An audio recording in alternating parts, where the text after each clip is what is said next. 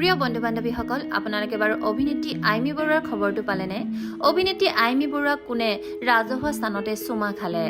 অভিনেত্ৰীগৰাকীক চুমা খোৱা ভিডিঅ'টো এতিয়া ভাইৰেল হৈছে ছ'চিয়েল মিডিয়াত। কোনে কি কাৰণত চুমা খালে অভিনেত্ৰীগৰাকীক জানিলে আপুনিও আচৰিত হ'ব।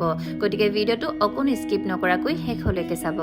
অভিনেত্ৰীগৰাকীক কিছু সংখ্যক লোকে ছ'চিয়েল মিডিয়াত বিভিন্ন ধৰণে সমালোচনা কৰে, কিন্তু অকণো কেৰেপে নকৰে অভিনেত্ৰীগৰাকীয়ে। পিছে অভিনেত্ৰীগৰাকীৰ এটি শেহতীয়া ভিডিঅ'ই এতিয়া ছ'চিয়েল মিডিয়াত তোলপাৰ লগাইছে।